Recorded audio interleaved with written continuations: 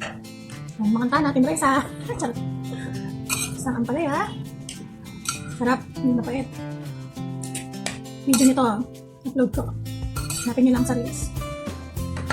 Tapos, anong tawag sa isda na to? Ito ko alam, pero masarap siya. Para siyang galunggong. At shirataki rice. Ay, mga focus. Hindi ako marunong mag-focus pa lang. Tala na, basta kakain ko. Kain po. Ito favorite ko, pero pagkakain ko, kumasakit siya. Mura ako. Pero wala pa kayo. Kasi sa akin.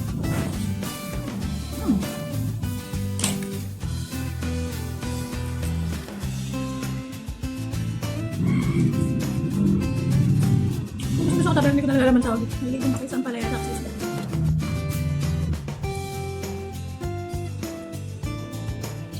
Malutong-lutong pa yung palaya. Malasang payat. Sabi nila, pag kuripot daw, mapait magluto na ang palaya. So ba yun? Dapat din naman ako.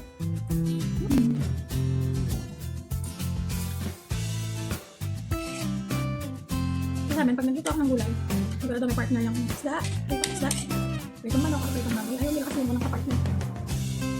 Pero yung sinasawag ko lang sa ampalaya, magbilas, walang nabiling. Ay, nabiling.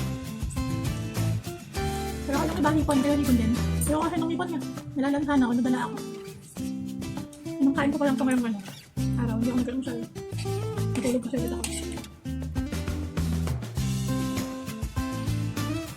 Hindi ako nag-vlog ng kita ako sa video. Nagsasalita ako kasi ayoko talaga. Kaya ako, nagka-cringe kasi ako pag narinig ko yung boses ko sa video. Pero pag content creator ka na talaga, no? Wala nang hiya-hiya. Wala nang cringe-cringe. Gagawin ng lahat. Ay, maarte. Yung kutsara ko, ang ginamit ko, akin lang naman. Sigurado mamaya kasi murahin ako. Bata pa sa inyo? Hindi sa amin ba't wala na? Hindi sa inyo lumaki, mag-ulan pa. Hindi pa kami nagbagawa ng gamit. Ayan, ang aking e-bike. Saan mo na siya? Hindi mo na ako nakakala.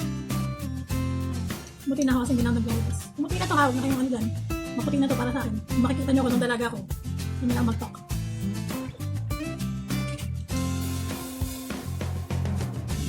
Kumain na din ba kayo ang ulam mo?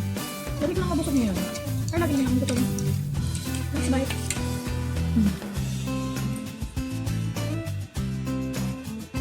Lord, sarap ng ulam. Anong ka na lang kung matakam kayo, follow nyo ako ha. Bye-bye!